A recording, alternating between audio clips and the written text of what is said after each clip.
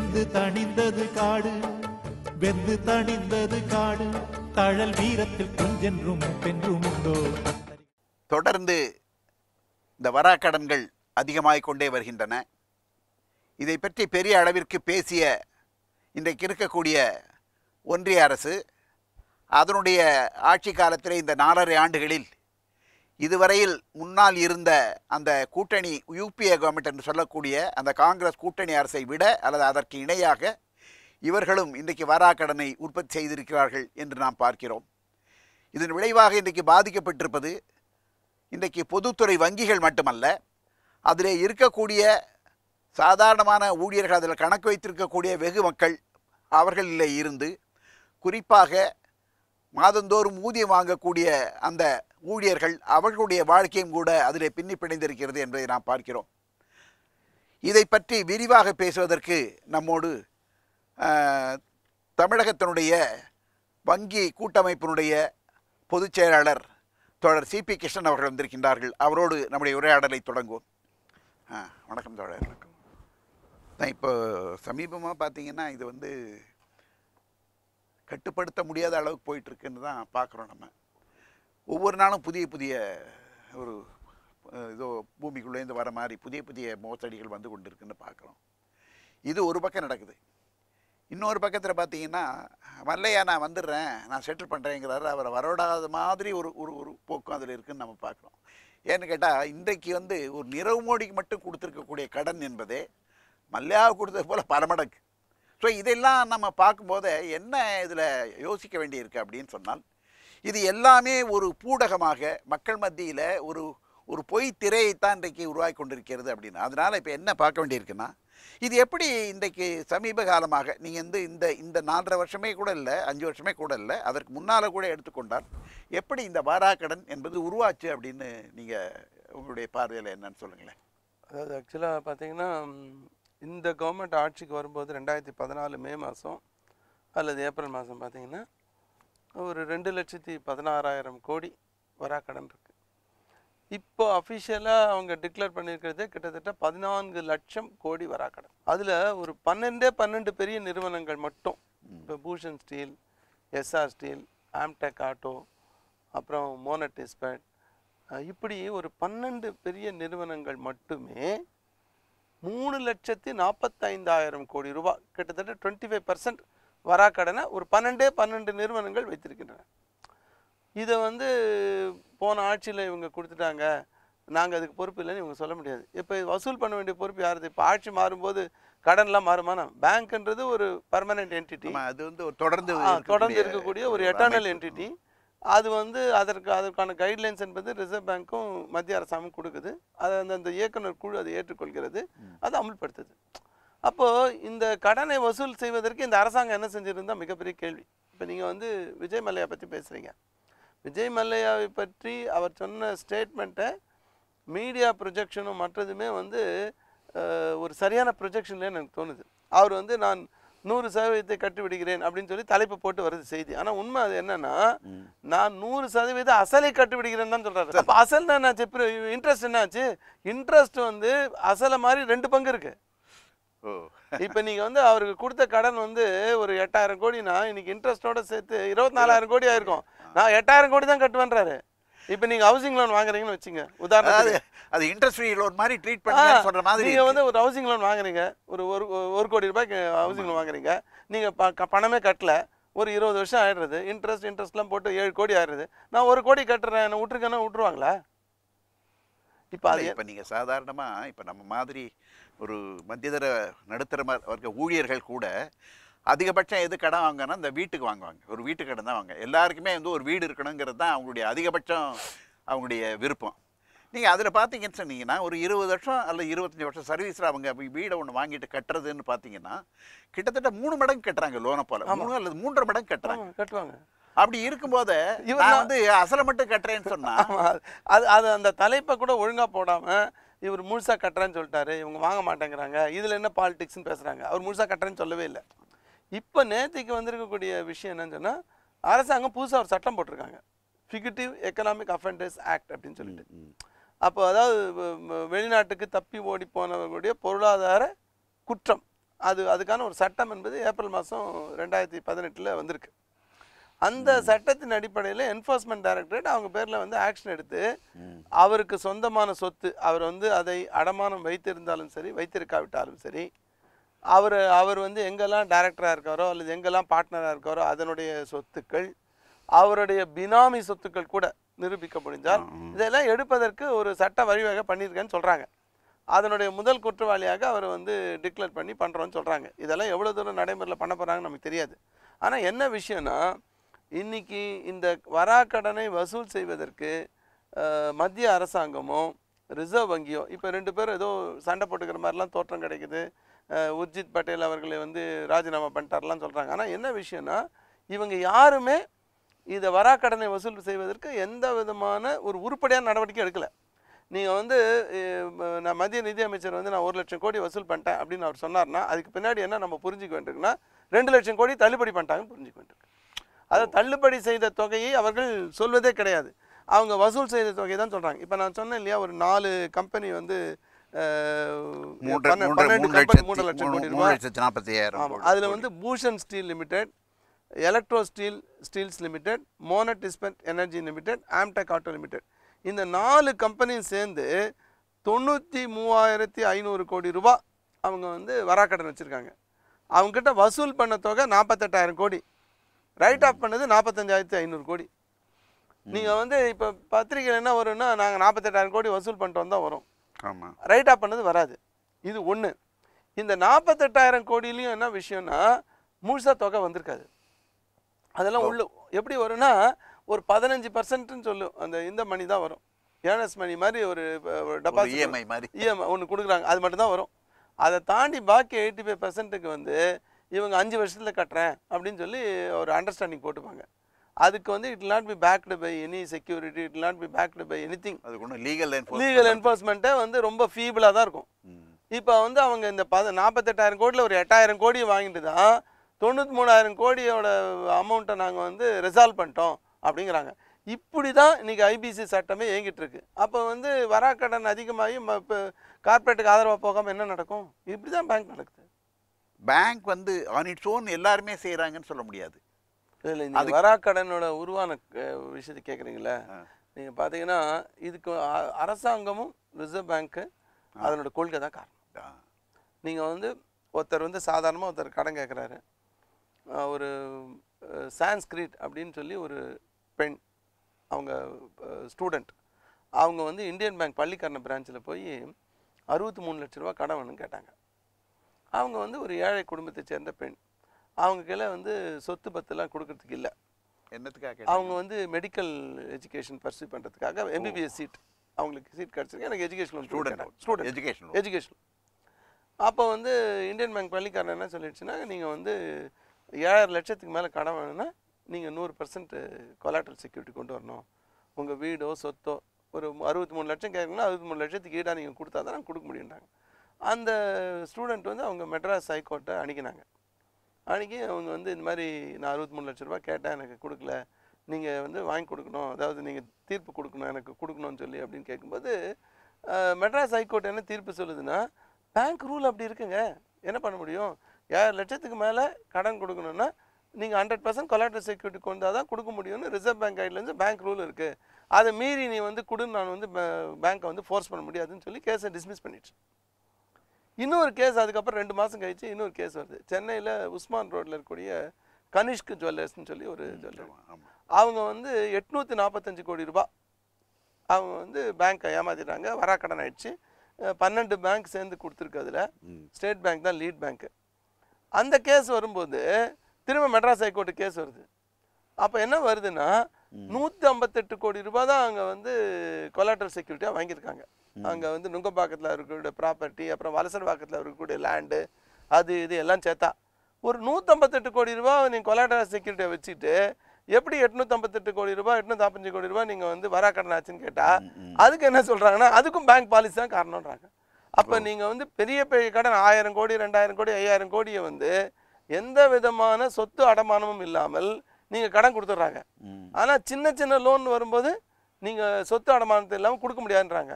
அதனால தான் இன்றைக்கி 5 கோடி அதற்கு மேல் கடன் வாங்கி எக்ஸ்போஷர் இருக்கக்கூடிய லார்ஜ் பாரோவர்ஸ் நாங்கள் சொல்கிறோம்.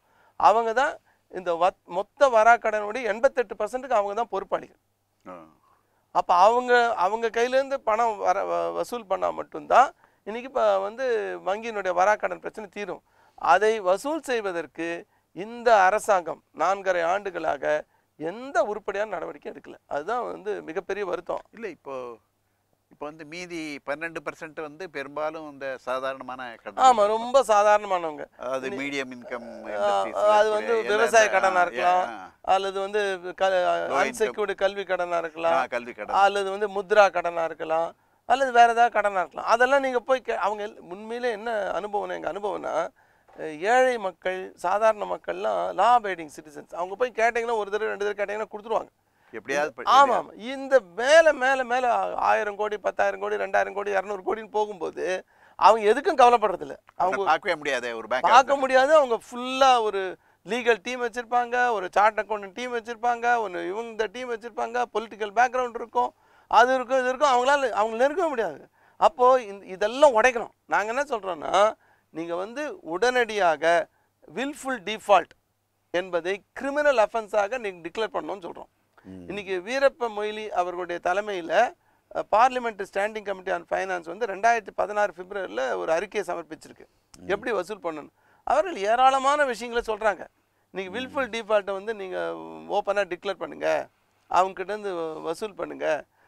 அதை வந்து அதே போல் இன்றைக்கி வந்து டிஆர்டி சட்டம்னு ஒன்று இருக்குது, அதில் போய் வந்து தீர்ப்பு வந்துடும் இவங்க காசு கொடுக்கணும்னு சொல்லிட்டு. ஆனால் அவங்க மேல்முறையீடு போகும்போது 50% கட்டினா தான் மேல்முறையீடு போக முடியும் அப்படின்னு நீங்கள் சட்டத்தெல்லாம் மாற்றுங்கன்னு சொன்னாங்க. ஆனால் இது எதையும் இந்த அரசாங்கம் அமல்படுத்தவே இல்லை. அப்போது இதில் ரொம்ப தெளிவாக இன்னொரு விஷயம் என்ன வருது என்று சொன்னால், இந்த நாட்டில் இருக்கக்கூடிய பெரும்பாலான முதலாளிகள், குறிப்பாக கார்ப்பரேட் அந்த மாதிரி இருக்கக்கூடியவர்களுக்கு நீங்கள் வந்து பப்ளிக் செக்டாரில் இருக்கக்கூடிய இந்த பணத்தை வாரி வழங்குவது, இன்னும் சொல்ல போனால் அதை சும்மா அதை கொள்ளையடிக்க அனுமதிப்பது, அதாவது இட்ஸ் அ லூட் அப்படிங்கிற ஒன்று தான் அரசாங்கத்தினுடைய கொள்கையாக இருக்குது இன்றைக்கி. ஆனால் பொதுமக்களுடைய பார்வையில் என்ன நம்ம நினச்சிக்கிட்டு இருக்கோம்னு சொன்னால், இப்போ இந்தியாவில் வந்து பேங்கிங் ஆக்ட் இருக்குது, அதே மாதிரி ரிசர்வ் பேங்க்லேருந்து பல்வேறு விதமான கட்டுப்பாடுகள் இருக்குது.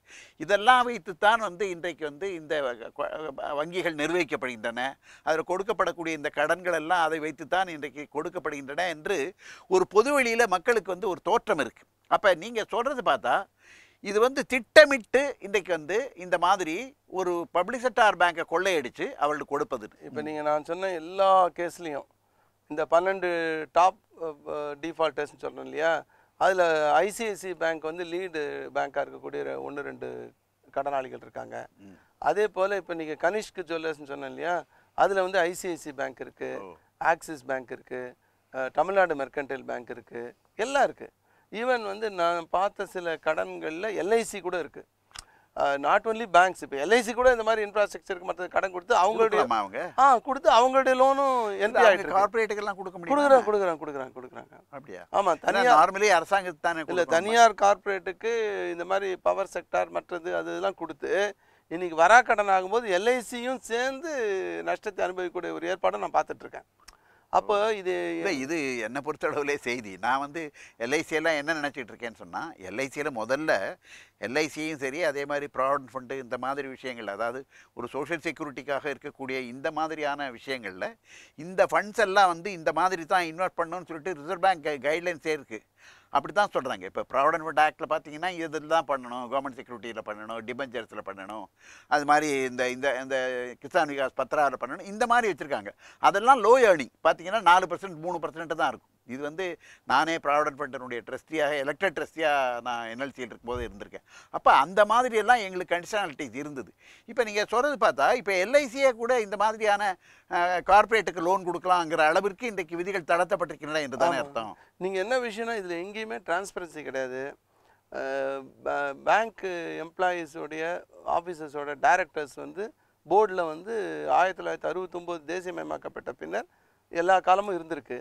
இந்த பாஜக ஆட்சிக்கு வந்ததற்கு பிறகு அந்த அப்பாயின்மெண்ட்டை நிறுத்திட்டாங்க. இன்றைக்கி எந்த போர்டில் 21 பப்ளிக் செக்டார் பேங்க்லேயும் எம்ப்ளாயி சார்பாக ஆஃபீஸர் சார்பாக டைரக்டரே கிடையாது. அப்போ அவங்கள வந்து யாரும் கேள்வியே கேட்க முடியாது. அப்போ இந்த கொள்கையை வகுப்பதும் ரிசர்வ் பேங்க் தான், சென்ட்ரல் கவர்மெண்ட் தான். அதனுடைய மத்திய அரசாங்கத்தினுடைய ரிசர்வ் பேங்குடைய நாமினி தான் அந்த போர்டில் இருக்காங்க.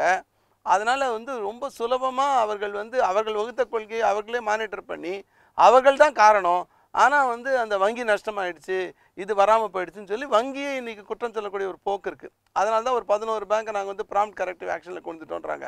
21 பேங்க்கில் 19 பேங்க் வந்து நீங்கள் நஷ்டமாயிடுச்சுன்றாங்க. ஆனால் இந்த 19 பேங்க்கு நீங்கள் பார்த்தீங்கன்னு சொன்னால், இல்லை 21 பேங்க் பார்த்தீங்கன்னு சொன்னால், இந்த 4 ஆண்டு காலத்தில் கிட்டத்தட்ட ஒரு 6,90,000 கோடி இன்னைக்கு வந்து லாபம் ஈட்டிருக்கு. ஓ சரி. ஆனால் இவங்க வந்து அதுக்கும் மேலே, அந்த லாபத்துக்கும் மேலே 7,70,000 கோடி ரூபாய் இவங்க வந்து ப்ரொவிஷன் வைக்கிறாங்க, வராக்கடனுக்காக ஒதுக்கீடு வைக்கிறாங்க. வச்சு ஒரு 70,000-80,000 கோடி நஷ்டம்னு காமிக்கிறாங்க. அப்போ நீங்கள் வந்து எங்களுடைய ப்ராஃபிட் எல்லாம், ஆப்ரேட்டிங் ப்ராஃபிட்லாம் நல்லா இருக்குது, நீங்கள் நிறைய இன்கம் இருக்குது. ஆனால் அந்த ஆப்ரேட்டிங் ப்ராஃபிட்டை வராக்கடனுக்காக இவங்க ப்ரொவிஷன் வைக்கிறதுக்கு காரணமாக இன்றைக்கி பேங்க்கெல்லாம் நஷ்டம்னு காமிக்கிறாங்க. இந்த நஷ்டம் என்று காண்பிப்பதே அரசாங்கத்தினுடைய ரிசர்வ் பேங்குடைய கொள்கை. அது யாரும் தட்டி கேட்கக்கூடாதுன்றதுக்காக ஒர்க்மன் டைரக்டர், ஆஃபீஸர் டைரக்டர் யாரையும் கிட்டே சேர்க்கறது இல்லை. இதுக்கெல்லாம் மேலே கூட அவங்க இருந்த காலத்துலேயும் கூட இப்பவும் கூட என்னன்னாக்கா ஒரு சின்ன கிரெடிட் கமிட்டி, அப்புறம் வந்து இந்த கமிட்டி அப்படின்னு போட்டு மேனேஜ்மெண்ட் கமிட்டின்னு போட்டு அவங்க மட்டும்தான் அதில் நிரம்பி இருக்காங்க. ரிசர்வ் பேங்க் ஒரு தனி ஆக்ட் இருக்குது. இப்போ இந்த ஆக்டில் வந்து நீங்கள் வந்து ஸ்டாஃபுக்கு இல்லை அந்த மாதிரி இருக்கக்கூடிய ஒர்க்கர்ஸுக்கு இருந்தால் அவங்கெல்லாம் வந்து அதில் மெம்பராக இருக்கணுங்கிறது வந்து அது ஒரு ஸ்டாச்சுட்டரியாக அந்த கமிட்டியை படி கான்ஸ்டியூட் பண்ணணுங்கிறதுக்கான சில கைட்லைன்ஸ் நேஷனலைசேஷன் ஆக்டே இருக்குது. அதை எப்படி வந்து அவங்க வந்து மீறுறாங்கிறேன் அவங்க. நான் வந்து அப்பாயிண்டே பண்ண முடியாதுன்றாங்க, என்ன வேணால் பண்ணிக்கங்கன்றாங்க. நாங்கள் வந்து இப்போ ஒரு சில அசோசியேஷன் வந்து டெல்லி ஹைகோர்ட் அணுகியிருக்கு. அது வந்து நிலுவையில் இருக்குது அந்த கேஸு. அதாவது நான் எல்லா சட்டத்தையும் நான் வளைப்பேன், எல்லா சட்டத்தையும் நான் மீறுவேன், என்ன பண்ண முடியுமோ பண்ணுன்றது தான் இந்த அரசாங்கத்தோட அப்ரோச்சாக இருக்குது.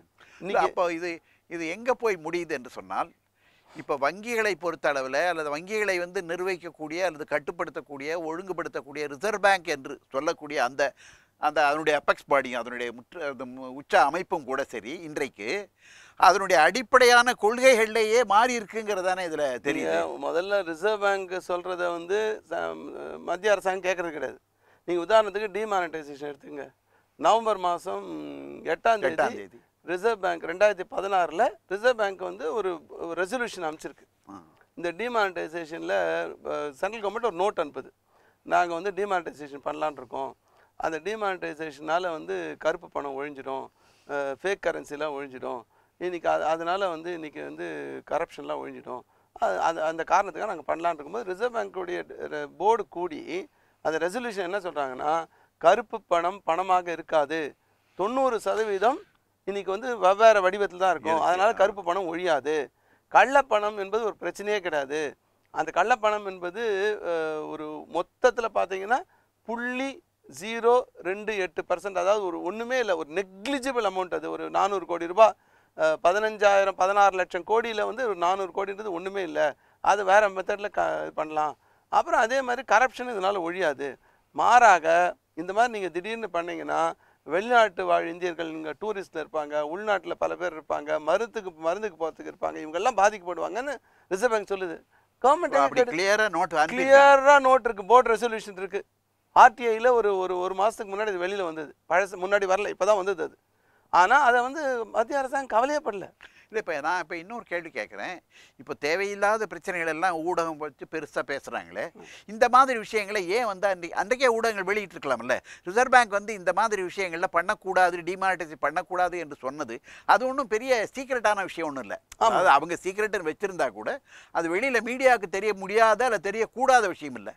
அப்போ அதெல்லாம் மீடியா கூட இன்றைக்கி உண்மையாக வந்து இதை வந்து வெளியில் வந்து எக்ஸ்போஸ் பண்ணலைங்கிறது தானே வருது. இதில் இல்லை, இப்போ இது பெருமளவு எக்ஸ்போஸே ஆகலை. ஆர்டிஐயில் கேட்டார், அது வந்து வெளியில் வந்தது, ஒரு நியூஸ் பேப்பரில் வந்தது. அது அந்த மீடியாவிலேருந்து தான் நானும் கோட் பண்ணுறேன், எனக்கு வந்து டைரக்ட் இன்ஃபர்மேஷன் இல்லை. ஆனால் ஏதோ ஒரு நியூஸ் பேப்பர் மட்டும் அதை கோட் பண்ணுது. அப்போ நீங்கள் ஒட்டுமொத்தமாக பார்க்கும்போது ரிசர்வ் பேங்க்குமே இன்றைக்கி அதோட தன்மையில் மாறி இருக்கு. இன்றைக்கி ரிசர்வ் பேங்க்கில் யாரெல்லாம் இருக்காங்க பார்த்தீங்கன்னா, கார்பரேட்ஸ் இருக்காங்க. அகைன் டாட்டாவோட கார்பரேட் இருக்காங்க, மஹிந்திராவோட கார்பரேட் இருக்காங்க, அப்புறம் வந்து இன்றைக்கி வந்து ஆளும் கட்சிக்கு சாதகமான கொள்கை எடுக்கக்கூடிய ஆட்களை கொண்டு நிரப்புறாங்க. இப்படி பல விஷயங்கள்ல ரிசர்வ் பேங்கோட போர்டு தன்மையே மாறி போச்சுன்னா அதோட கொள்கை தன்மையை மாறத்தானே செய்யுது. அப்போ வந்து இப்போ பொதுமக்களுடைய பார்வையில் பெர்செப்ஷனில் இன்றைக்கி ரிசர்வ் பேங்க்னா என்ன, பேங்க்னா என்ன, பப்ளிசிட்டார் பேங்க்னா என்ன என்று அவர்கள் மத்தியில் இருக்கக்கூடிய ஒரு ஒரு ஒரு ஒரு தோற்றமே இன்றைக்கு மாறுதுங்கிறது பார்க்குறோம் ஒன்று. இது ரெண்டாவது என்னன்னு சொன்னால், இந்த வங்கிகளை எதிர்பார்த்திருக்கக்கூடிய சாதாரண மாணவர்களுடைய கல்விக்கடன், அல்லது ஒரு இடைநிலை அல்லது நடுத்தர ஊழியர்களுக்கு இருக்கக்கூடிய ஒரு வீட்டுக்கடன், அல்லது இதை மாதிரி அவங்கள படிப்பு கடன், இந்த மாதிரி விஷயங்களில் அதுக்கு இந்த வங்கிகளுடைய இருக்கக்கூடிய பணம் அதுக்காக பயன்படுவது இல்லை அப்படிங்கிறது வருது. ஏன்னு கேட்டால், இன்றைக்கி எஜுகேஷன் லோன் போன்ற விஷயத்தில் நீங்கள் சொன்ன அந்த சன்ஸ்கிரிட் அந்த மாதிரி அதையும் நீங்கள் கனிஷ்கையும் சேர்த்து ஒப்பிட்ட ஒரு சொன்னீங்க. இதெல்லாம் வச்சு பார்க்கும்போது என்னென்னா, இந்த தேவைகளுக்காக, கல்விக்காக, ஒரு அடிப்படைகளுக்காக வரக்கூடிய அந்த கடன்கள் வழங்கப்படுவது இல்லை. அது நீங்கள் சொல்லக்கூடிய மொத்த கடனில் பார்த்தீங்கன்னா அது 12 விழுக்காடு தான். அது வராக்கடன். அதுதான் வராக்கடனில் சொல்கிறேன். அதான் வராக்கடனில் இருக்கிறது அது. அதே மாதிரி தான் கிட்டத்தட்ட இன்றைக்கி மொத்தமாக போகக்கூடிய இந்த லோன் அவுட் கோல் எடுத்துக்கிட்டீங்கன்னா 44% ஸ்மால் லோன்ஸ் கொடுக்குறோம். ஸ்மால் லோன்ஸ் கொடுக்குறோம். 56% தான் இன்னைக்கு லார்ஜ் லோன்ஸ் கொடுக்குறோம். ஆனால் விஷயம் என்னன்னா, இன்னைக்கு பொதுத்துறை வங்கிகள் தான் கல்வி கடன் கொடுக்கிறது.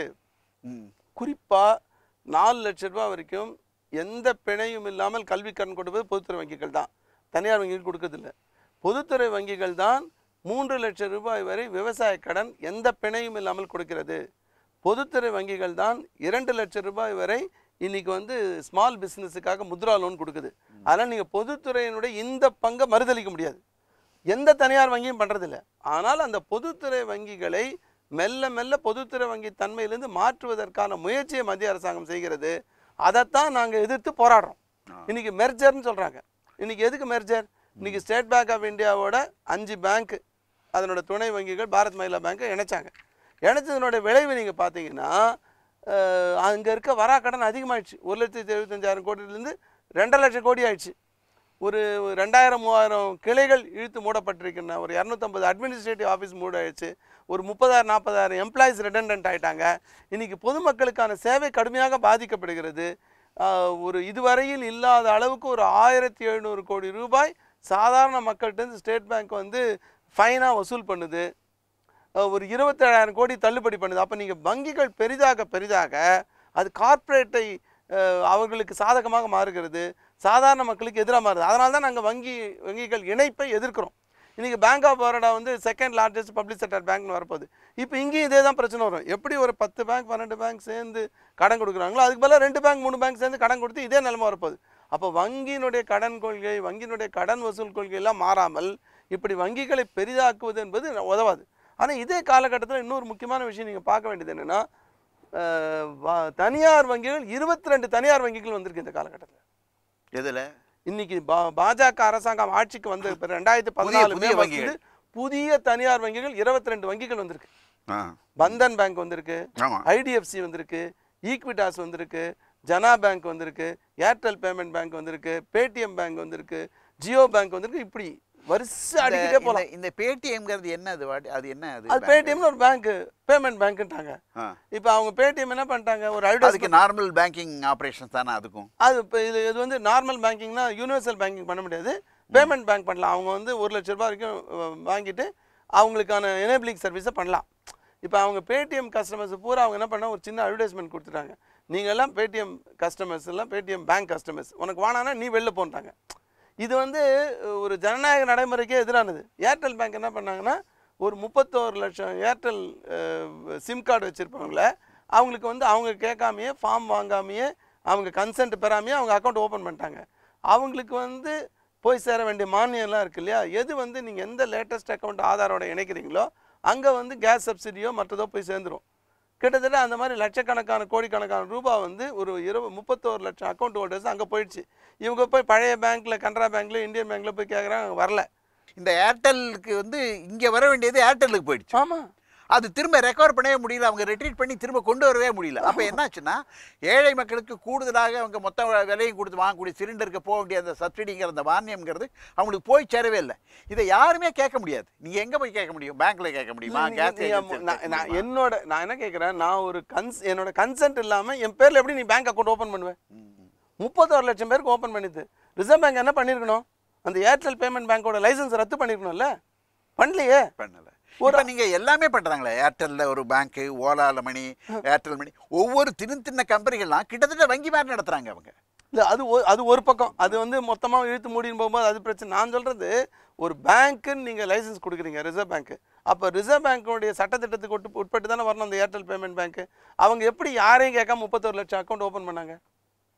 இன்றைக்கி ஜியோ பேங்க் இருக்குது, இப்போ தான் வருது அந்த பேங்க்கு. ஸ்டேட் பேங்க் வந்து 200 வருஷம் பாரம்பரியம் இருக்குது. 1955 தேசியமயமாக்கப்பட்ட வங்கி, உலகத்திலே மிகப்பெரிய நெட்வொர்க் இருக்க வங்கி. இன்றைக்கி இந்தியானுடைய மொத்த வியாபாரத்தில் 1/3 பிஸ்னஸ் இருக்க வங்கி ஜியோ பேமெண்ட் பேங்க்கில் போய் நான் ஜூனியர் பார்ட்னராக 30% பார்ட்னராக போய் சேர்றேன்றாங்க. இது என்ன கான்ஃப்ளிக்ட் ஆஃப் இன்ட்ரெஸ்ட்? இப்போ ஜியோ வளர்ந்தா ஸ்டேட் பேங்க் அழியும்.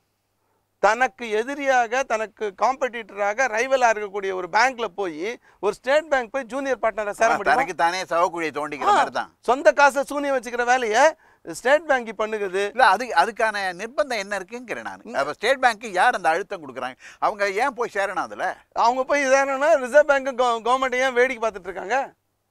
இல்லை, இப்போ ஸ்டேட் பேங்க் வந்து ஆன் தேர் ஓன் அவங்களா வந்து அப்படி ஒரு போய் சேர முடியாது. அவங்களா போய் சேர்ந்தாங்களா, இவங்க சொல்லி சேர்ந்தாங்களா தெரியாது. இல்லை, நீங்கள் நேரடியாக இதற்கான ஆதாரங்கள் இல்லைன்னா கூட நமக்கு தெளிவாக தெரியுது. இப்போ ஜியோன்னா அது வந்து நிச்சயமாக ரிலையன்ஸ் நமக்கு தெரியும், அம்பானி கம்பெனின்னு தெரியுது. அம்பானி கம்பெனியில் இல்லை, அம்பானி கம்பெனி உருவாக்கக்கூடிய ஒரு வங்கியில் போய் இந்த நாட்டினுடைய மிகப்பெரிய வங்கி, உலகத்திலே பெரிய அளவுக்கு நெட்வொர்க் இருக்கக்கூடிய ஸ்டேட் பேங்க் வந்து அதனுடைய மொத்த வைப்பு தொகை அதனுடைய ஷேரில் போய் 30% கொடுக்க வேண்டிய தேவை என்ன இருக்குங்கிறேன். சேர்றாங்க. இதெல்லாம் தான் நடக்குது. அப்போது இது பூரா நீங்கள் என்ன பார்த்தீங்கன்னா அது பொதுத்துறையாக இருந்தாலும் தனியார் துறையாக இருந்தாலும் கார்ப்பரேட் மயமாக்குதுன்னு. அதனால தான் நாங்கள் சொல்கிறோம், பொதுத்துறை வங்கிகளை காப்பாற்றுவதோடு பொதுத்துறை தன்மையும் காப்பாற்றணும்னு சொல்கிறோம். இந்த பப்ளிக் செக்டார் கேரக்டரை காப்பாற்ற வேண்டியிருக்கு. இல்லைன்னா என்ன ஆகும்னு சொன்னால் பப்ளிக் செக்டார் பேருக்கு இருக்கும், ஆனால் தன்மை மாறிடும். அதனால தான் இன்றைக்கி வந்து வங்கியினுடைய சேர்மன்லாம் ஒன்றா சேர்றாங்க. பிரதமர் மோடி அந்த கூட்டத்துக்கு வராரு. 2015 இவர் ஆட்சிக்கு வந்து 6 மாதத்தில் ஒரு கூட்டத்தை கூட்டுறாரு. அது எல்லா பப்ளிக் செக்டார் பேங்க் சேர்மனும் சேர்ந்து அவங்களாம் என்ன சொல்கிறாங்க, பேங்க் எல்லாம் தனியார் மயமாக்கிடுங்க. நான் சொல்கிறது யார்? பொதுத்துறை வங்கியினுடைய சேர்மன். அப்படி தனியார் மயமாக்கலைன்னா அவங்க ஆல்டர்னேட் கொடுக்குறாங்க. எங்களுக்கும் ப்ரியாரிட்டி செக்டார், அந்த முன்னுரிமை கடன்லேருந்து ஏழை மக்களுக்கான கடன்லேருந்து விலக்கு கொடுத்துருங்க. எங்களுக்கும் கிராமப்புற கிளைகள் 25%, மொத்த கிளைகள் 25% கிராம கிளைகள் தரங்க, அதுலேருந்து நீங்கள் விலக்கு கொடுத்துருங்க. நாங்கள் அங்கே போக வேண்டாம். ஆமாம், போக மாட்டோம்.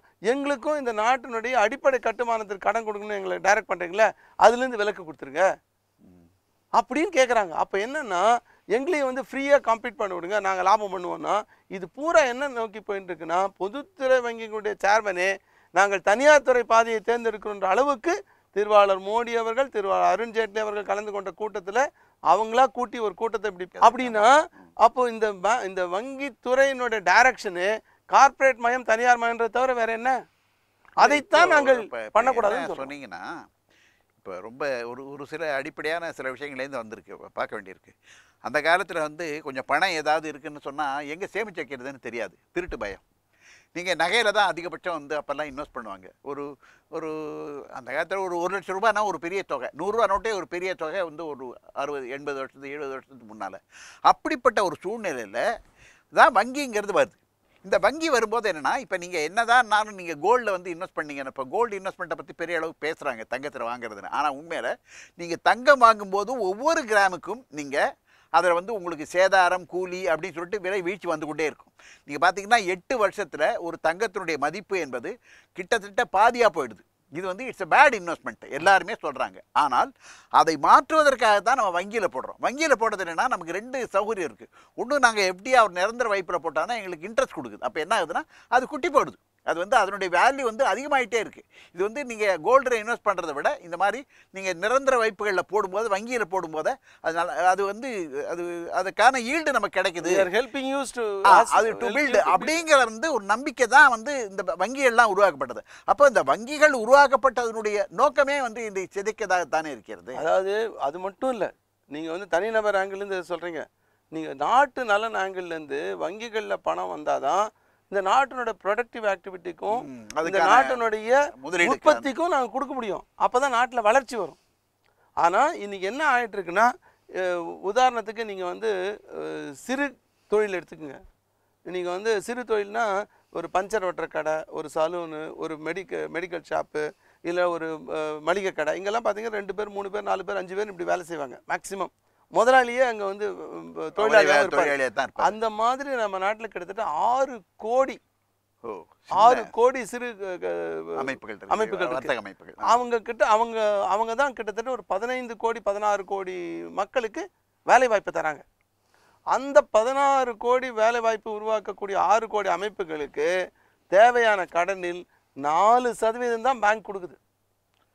அவர்கள் தேவையிலேயே 4%. அவங்களுக்கு எவ்வளவு அவங்களுக்கு கடன் தேவை இருக்குல்ல, அவங்க முதல் தேவை 25 ரூபா கேட்டா 1 ரூபா கொடுக்குறாங்க. ஆமா, அவங்களுக்கு என்ன முதல் தேவையோ அவங்க 100 ரூபாய் கேட்டா 4 ரூபாய் தான் கொடுக்குறோம்.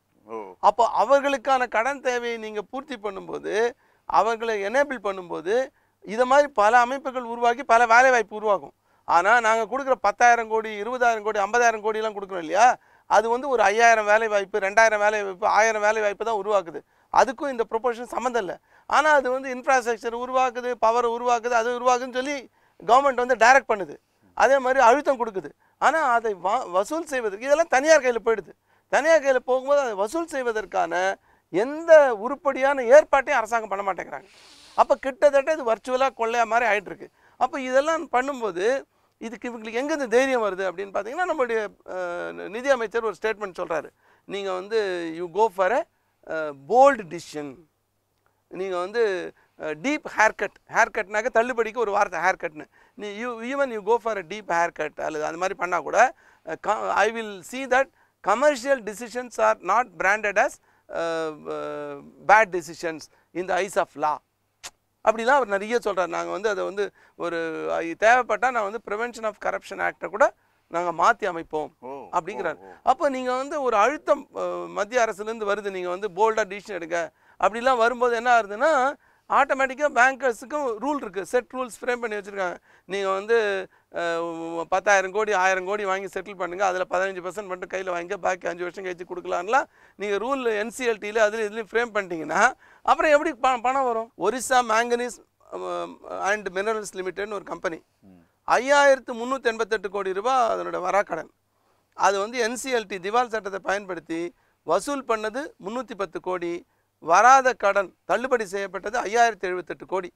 94% இந்த கேஸில் வந்து தள்ளுபடி பண்ணிருக்காங்க ஒரு கேஸில். அது என்ன பிரைவேட்டா? அது private. Orissa manganese and minerals limited.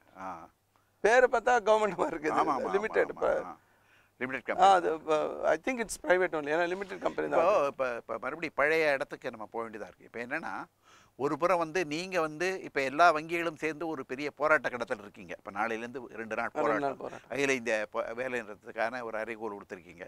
இது தொடர்ந்து நாம் பார்த்துட்டு வரோம். வங்கி ஊழியருடைய போராட்டம் என்பது தொடர்ந்து அது வந்து வெற்றிகரமாக தான் நடந்துக்கிட்டு இருக்கு. ஆனால் இது அரசாங்கத்தினுடைய நடவடிக்கைகளில் எந்த அளவிற்கு ஒரு பாதிப்பு ஏற்படுத்திருக்குங்கிறது வந்து ஒரு கேள்விக்குறியாக தான். அதில் நம்ம சொல்ல வேண்டிய விஷயம் என்னென்னா, முதல்ல நாளைக்கு வந்து வங்கிகள் மட்டும் இல்லை, வங்கிகள் இருக்குது. முதல்ல பொதுத்துறை வங்கிகள், தனியார் துறை வங்கிகள், கூட்டுறவு வங்கிகள், கிராம வங்கிகள், ரிசர்வ் வங்கி, நபார்டு போன்ற அனைத்து வங்கிகளிலும் நாளைக்கு வேலை நிறுத்தம் நடக்குது. ஆனால் இது வங்கிகள் மட்டும் இல்லை, இன்னைக்கு CITU, AITUC, INTUC, HMS, UTUC, LPF போன்ற மத்திய தொழிற்சங்கங்கள் 10க்கும் மேற்பட்ட 10 மத்திய தொழிற்சங்கங்களும் 70 அகில இந்திய சம்மேளனங்களும் சேர்ந்து முறை சார்ந்த முறைசாரா தொழிலாளர்கள் மத்தியில் இந்த வேலை நிறுத்தத்தை நடத்துகிறோம். இதுக்கு வந்து விவசாயிகளும் விவசாய தொழிலாளர்களும் ஆதரவு கொடுக்குறாங்க. கிட்டத்தட்ட 20 கோடி பணியாளர்கள் 20 கோடி பேர் இந்த வேலை நிறுத்தத்தில் கலந்துக்கிறாங்க. 48 மணி நேரம் ஜனவரி மாதம் 8ஆம் தேதி காலை 6 மணி முதல் ஜனவரி மாதம் 10ஆம் தேதி காலை 6 மணி வரை இந்த நாட்டினுடைய அனைத்து பணிகளும் ஸ்தம்பிக்கும். அதில் இன்சூரன்ஸ் இருக்குது, சென்ட்ரல் கவர்மெண்ட் இருக்காங்க, ஸ்டேட் கவர்மெண்ட் இருக்காங்க, EB இருக்குது, டிரான்ஸ்போர்ட் இருக்குது, எல்லா பகுதி மக்களும் வேலை நிறுத்தம் செய்கிறாங்க. எங்களுடைய கோரிக்கை என்ன? ரொம்ப சிம்பிள், விலைவாசி குறைன்னு சொல்கிறோம். அப்போ நீங்கள் விலைவாசி குறைக்கணும், என்ன பண்ணணும்? பெட்ரோல் டீசல் விலையை குறைக்கணும். பெட்ரோல் டீசல் விலையை கேட்டால் அவங்க என்ன சொல்கிறாங்க? நாங்கள் வந்து இன்டர்நேஷ்னல் பேரிட்டி ப்ரைஸு, எங்களுக்கு வந்து டீசல் கச்சா எண்ணெய் டீசல் விலை கச்சா எண்ணெய் விலை ஜாஸ்தி ஆகிடுச்சுன்றாங்க. இப்போ நீங்கள் க்ரூட் ஆயில் வந்து 2014 மே மாதம் இவர் திருவாளர் மோடி ஆட்சிக்கு வரும்போது அன்றைக்கி வந்து ஒரு $105 பேரல் இருந்திருக்கும். 102 103 டாலர் இருந்தது ஒரு பேரல். ஆமாம், பேரல். அன்றைக்கி வந்து நீங்கள் பார்த்தீங்கன்னா 71 ரூபா வச்சது பெட்ரோல். டீசல் வந்து 55 ரூபா வச்சது. இன்றைக்கி $45. இன்றைக்கி எவ்வளோ பெட்ரோல் விலை? 72 ரூபா. 3ல் 1 பங்கா குறைஞ்சிருச்சு. ஆனால் 1 ரூபா பெட்ரோல் விலை ஏறி இருக்கு. டீசல் விலை 55 ரூபாய்க்கு மேலே 67 ரூபாய் இருக்குது. 12 ரூபா டீசல் விலை இருக்குது. இல்லை, இப்போ அது வந்து இப்போ ஒரு சிஸ்டமேட்டிக் ஒன்று பண்ணுறாங்க. அதாவது அந்த அதாவது இந்த பெட்ரோல் டீசல் அந்த கம்பெனிகளே தங்களுடைய விலையை தாங்களே நிர்ணயித்துக் கொள்ளலாம்ன்ற அந்த சுதந்திரம் கொடுத்த பிறகு இப்போ என்ன நம்ம வேடிக்கை நான் என்ன பார்க்குறேன்னா, ஒரு கட்டத்தில் நீங்கள் சொல்கிற மாதிரி 70 ரூபா பெட்ரோல் இருந்ததுன்னு சொன்னால் அதில் 2/3 தான் இருந்தது, 45 ரூபா தான் வந்து டீசல் இருந்தது. இப்போ பார்த்தீங்கன்னா டீசலுக்கும் பெட்ரோலுக்குமான அந்த அந்த வேறுபாடுங்கிறதே ரொம்ப நெருங்கி கிட்டத்தட்ட 8 ரூபா 9 ரூபா இருந்தது, 10 ரூபா விட கீழே போயிடுச்சுங்கிறது பார்க்கணும். அப்போ என்னன்னா இது ஒரு பக்கம் குறைக்க மாதிரி குறைச்சி இன்னொரு பக்கம் ஏற்றுறதுங்கிற அந்த பாலிசி, இதை இப்படி ஒரு ஏமாற்று வேலையும் அதில் நடக்குது இல்லை. ஒன்று பெட்ரோல் டீசல் விலையை எண்ணெய் கம்பெனி தான் தீர்மானிக்குதுன்னா கர்நாடகாவோட சட்டமன்ற தேர்தல் போது எப்படி 15 நாள் நின்றுது? இப்போ தொடர்ந்து குறையுது. இல்லை எப்படி 15 நாள் அப்படியே ஸ்டேபிளாக நின்றுது மாறாம? இது ஒரு கேள்வி. ரெண்டாவது கேள்வி நீங்கள் பார்க்கும்போது என்னென்னா, நீங்கள் கச்சா எண்ணெய் விலைக்கு இதுக்கு சம்மந்தம் இல்லை. நீங்கள் ஜிஎஸ்டி பற்றி சொல்கிறீங்க, எல்லாம் ஜிஎஸ்டின்றீங்க. பெட்ரோல் டீசலை ஜிஎஸ்டி கொண்டா பெட்ரோலை 40 ரூபாய்க்கும் டீசலை வந்து 25 ரூபாய்க்கும் கொடுக்க முடியும், 28 ரூபாய்க்கும் கொடுக்க முடியும். ஆனால் ஏன் கொடுக்க மாட்டேங்கிறாங்க? அப்போ இது ஏன் ஜிஎஸ்டியில் சேர்க்க மாட்டேங்கிறாங்க? விலை குறையும் தானே. நீங்கள் அதிகபட்சமாக 28% போட்டால் கூட இன்னைக்கு வந்து பெட்ரோல் டீசல் அதில் என்ன ஒரு ரொம்ப சாமர்த்தியமாக என்ன பண்ணியிருக்காங்கன்னா, ஒன்றும் சென்ட்ரல் டேக்ஸ் ஒன்று வருது, அதை தவிர ஸ்டேட் கவர்மெண்ட் மாநில அரசு ஒதுக்கக்கூடிய வருது. ஸ்டேட் கவர்மெண்ட் என்ன சொல்கிறாங்கன்னா, எங்களுக்கு இருக்கக்கூடிய பொறுப்பு வேறு, மக்களோடு நேரடியான தொடர்பு இம்ப்ளிமெண்ட் பண்ண வேண்டிய பல்வேறு மத்திய அரசு சொல்லக்கூடிய ஸ்கீமை கூட இம்ப்ளிமெண்ட் பண்ணுறது நாங்கள் தான், அதற்கான நிதி ஆதாரமும் நாங்கள் கொடுக்குறோம். அதில் மைய அரசுலேருந்து கிடைக்கிறது குறைந்தபட்சம் 1/3 அல்லது 2/3 தான் கிடைக்குது, மீதி பூரா அந்த பணத்தையும் நாங்கள் தான் போட வேண்டியதாக இருக்குது. அப்போது நீங்கள் நடைமுறைப்படுத்தக்கூடிய எல்லா திட்டங்களையும் இன்றைக்கு மக்கள் மத்தியில் கொண்டு செல்லக்கூடிய பொறுப்பு எங்களுக்கு இருக்கும்போது நாங்கள் ஏன் வரியை குறைக்கணும்? அப்போ என்ன வருதுன்னா, இந்த 2 பேரும் சேர்ந்து மக்களை இந்த பெட்ரோல் டீசலில் கொள்ளையடிப்பது என்பது தொடருது. அதானே வந்து யதார்த்தமான உண்மை. விலைவாசிக்கு முக்கியமான காரணமாக இருக்குது. அப்போ அந்த விலைவாசியை கட்டுப்படுத்துன்றது தான் எங்கள் கோரிக்கை. இன்றைக்கி கன்சியூமர் ப்ரைஸ் இண்டெக்ஸ் சொல்கிறோம், இந்த ஒரு 4.5 ஆண்டுகளில் மட்டும் கிட்டத்தட்ட 1300 புள்ளி ஏறி இருக்கு. அப்படின்னா என்னென்னா, இந்த 1960லேருந்து 2014 வரைக்கும் 54 வருஷத்தில் என்ன விலைவாசி ஏறித்தோ அதில் 25% இந்த 4 வருஷத்தில் மட்டும் ஏறி இருக்கு. அந்த அளவுக்கு ஸ்டீப் ப்ரைஸ் ரைஸ். அதே மாதிரி நீங்கள் பார்த்தீங்கன்னா, இன்னைக்கு அசீம் பிரேம்ஜியோட யூனிவர்சிட்டியில் ஒரு ஆய்வு நடத்திருக்காங்க. அவங்க என்ன சொல்கிறாங்கன்னா, பணியில் இருப்பவர்கள் மாதாந்திர சம்பளம் வாங்குறவங்க, அத்துக்கூலி அன்றாட கூலியை பற்றி நம்ம பேசலை, பணியில் இருக்க மந்த்லி சேலரிட் எம்ப்ளாயீஸ், அதில் 82% ஆண்களும் 92% பெண்களும் 10,000 கீழே சம்பாதிக்கிறாங்கன்றாங்க. 10,000 கீழே ஒரு சம்பளம் வச்சுட்டு அவங்க எப்படி வாழ்க்கையை நடத்த முடியும்? அவங்க என்ன வாடகை கொடுப்பாங்க, என்ன சாப்பிடுவாங்க, என்ன துணி உடுத்துவாங்க, எப்படி வந்து அவங்க வேலைக்கு வருவாங்க, அதுக்கான டிரான்ஸ்போர்ட் செலவு என்னாச்சு, குழந்தைங்கள் என்ன மாதிரி படிக்க வைப்பாங்க, ஒரு வியாதி வந்தால் இப்போ சின்ன சின்ன பிரச்சனை வந்தால் அதை எப்படி தீர்த்துப்பாங்க? அப்போ நாங்கள் என்ன சொல்கிறோன்னா, ஒரு 18,000 ரூபாய் குறைஞ்சி ஒரு மனிதன் வந்து வாழவே முடியாது, ஆனால் குறைஞ்சபட்சம் 18,000 ரூபாய் வைங்கன்னு சொல்கிறோம். இன்றைக்கி பொதுத்துறை இன்றைக்கி 2014 வரை 1991லேருந்து 2014 வரை 23 வருஷத்தில் எந்த அளவிற்கு பொதுத்துறை பங்குகள் விற்கப்பட்டதோ அதை போல 137% இந்த 4 ஆண்டுகளில் விற்கப்பட்டிருக்கு. அப்போ பொதுத்துறையும் நீங்கள் தனியார் மயமாக்கிடுவீங்க, விலைவாசியும் கட்டுப்படுத்த மாட்டோம், ஆன்லைன் ட்ரேடிங்கும் கட்டுப்படுத்த மாட்டோம், பெட்ரோல் டீசல் விலையும் குறைக்க மாட்டோம், சம்பளத்தையும் நாங்கள் 10,000க்கு தான் 90% எம்ப்ளாயிஸ் கொடுப்போம்னு சொன்னால் அதை எதிர்த்து தான் அந்த போராட்டம். அப்போ இதெல்லாம் கேட்கும்போது அவங்க என்ன பண்ணுறாங்கன்னா, நாங்கள் வந்து டெமோக்ராட்டிக் இன்ஸ்டிடியூஷன்ஸ் எல்லாத்தையும் நாங்கள் சீரழிச்சிடுறோன்றாங்க. அப்போ நாங்கள் இந்த அரசாங்கத்துக்கு இந்த தொழிலாளி வர்க்கம் விடுக்கக்கூடிய எச்சரிக்கை என்னன்னு சொன்னால், நீங்கள் தொழிலாளர் விரோத மக்கள் விரோத கொள்கையை நீங்கள் கடைப்பிடிக்கிற வரை இந்த தொழிலாளரோட போராட்டம் ஓயாது. இது வந்து இந்த அரசாங்கத்துக்கு மட்டும் இல்லை, 2019 மேக்கு பிறகு வரக்கூடிய அரசாங்கத்துக்கு இந்த எச்சரிக்கை பொருந்தும். நீங்கள் வந்து இந்த போராட்டம் என்பது வெறும் இந்த உலகம் ஒரு இன்றைக்கு இருக்கக்கூடிய அரசை எதிர்த்து மட்டுமல்ல, ஒரு செய்தியை கொடுக்குறோம் நாங்கள். இந்த உலகம் முழுக்க WFT இதை பாராட்டுது. உலகம் முழுக்க இருக்கக்கூடிய தொழிலாளர்களுக்கு நாளைக்கு மறுநாள் நடக்கக்கூடிய இந்த 2 நாள் வேலை நிறுத்தம் என்பது ஒரு மிகப்பெரிய உத்வேகத்தை கொடுக்க போகுது. இன்னைக்கு இந்த 2 நாட்கள் ஜனவரி 8, 9 வேலை நிறுத்தம் என்பது அடிப்படையாக தொழிலாளர்கள் தங்களை தற்காத்துக் கொள்வதற்காக, இந்த மக்கள் தங்களுடைய வாழ்நிலையை குறைஞ்சபட்ச தக்க வைத்துக் கொள்வதற்காக. நீங்கள் பின்னுக்கு தள்ளி கீழே தள்ளிட்டே இருக்காங்க பின்னாடி. நீங்கள் ஒரு ரீசெண்ட் குளோபல் வெல்த் சர்வே ஒன்று சொல்லுது, கிரெடிட் சுவிஸ் ரிப்போர்ட்னா சொல்லுதுன்னா, ஒரு டாப் 10% ஆஃப் தி பாப்புலேஷன் இந்தியாவில் மொத்த நாட்டினோட வெல்த் இருக்குல்ல, அதில் 77% அவங்க சுருட்டி வச்சிருக்காங்க. பாட்டம் 60% இருக்கு இல்லையா, 60% ஏழை மக்கள், அவங்க கையில் 4.7% தான் இருக்குது. அப்போ இந்த அளவுக்கு ஏற்றத்தாழ்வு இருக்க நாட்டை ஒரு சாதாரண மக்களுக்கான டிஸ்ட்ரிபியூஷன் என்ஷூர் பண்ணாமல் இந்த நாட்டில் வந்து எந்த அமைதியும் நிலவுறதுக்கு வாய்ப்பே கிடையாது. அப்போ இதை பூரா இன்றைக்கி இருக்கக்கூடிய மெக்கானிசத்தை வச்சு அவங்க பண்ணுறாங்க. ப்ரைஸ் மெக்கானிசம், இன்றைக்கி இருக்கக்கூடிய டேக்ஸ் மெக்கானிசம், இதெல்லாம் வச்சு இதை எதிர்த்து தான் இன்றைக்கி இந்த வேலை நிறுத்தம் நடக்குது. தொழிலாளி வர்கள் எங்களை வாழ விடுங்கள் என்று கேட்பதற்கான வேலை நிறுத்தம். ஒரு பீப்புள் ஃப்ரெண்ட்லியா, ஒரு மக்களோடு ஒரு நட்போடும் நேசத்தோடும் இருக்கக்கூடிய அளவிற்கு இன்றைக்கு வங்கியுடைய அந்த தன்மை இருக்கா இல்லையா நான் கேள்வியெல்லாம் கேட்கல. இன்னும் அப்படி வர வேண்டும் என்பதுதான் ஒரு எதிர்பார்ப்பாக நான் சொல்கிறேன். 2 விஷயம் நான் கிளாரிஃபை பண்ணிருந்தேன். ஒன்று வந்து இந்த 2 நாள் வேலை நிறுத்தத்தில் எங்கள் வேஜ் ரிவிஷன் கிடையாது, எங்களோட போனஸ் கோரிக்கை கிடையாது, எங்கள் வங்கி ஊழியர்களுக்கான எந்த எக்கனாமிக் டிமாண்டும் கிடையாது. நாங்கள் சொல்கிறதெல்லாம் இந்த 12 அம்ச கோரிக்கை தொழிற்சங்கங்கள் வைத்திருக்க அதை ஆதரித்தும் வங்கிகளை இணைக்காதீர்கள், ஐடிபிஐ மாதிரி வங்கியை தனியார் மயமாக்காதீர்கள், வராக்கடனை கராராக வசூல் செய்யுங்கள், இன்றைக்கு வங்கிகள் இணைப்பை செய்யாதீர்கள், இதுதான் நாங்கள் கோரிக்கையாக வச்சுருக்கோம். இதில் எங்கே எக்கனாமிக் டிமாண்ட் வந்தது? இது எங்களுக்காக எங்கே நாங்கள் போராடுறோம்? இது ஒரு கேள்வி. 2வது விஷயம், இந்த போராட்டத்தின் மூலமாக இந்த நாட்டில் இருக்கக்கூடிய கோடானு கோடி உழைப்பாளி மக்களுக்கு 18,000 ரூபாய் சம்பளம் கொடுங்கன்றது வங்கி ஊழியர்கள் சேர்ந்து போராடுறோம். அவர்களுக்கான போராட்டம் தான் அது. தேசபக்த போராட்டம், மக்களுக்கான போராட்டம், தொழிலாளர்களுக்கான போராட்டம். ஆனால் இதில் வந்து எங்களையும் அவங்களையும் பிரிக்கவே முடியாது. நாங்கள் 2 பேரும் ஒன்றா தான் இருக்கோம். செம்புல பயல் நீர் போலன்ற மாதிரி நாங்கள் 2 பேரும் ஒன்றா இருக்கோம். இது யாராலையும் பிரிக்க முடியாது. 2வது விஷயம் என்னன்னு பார்த்தீங்கன்னா, இன்றைக்கி வந்து ஆட் பற்றாக்குறை கடுமையாக இருக்குது.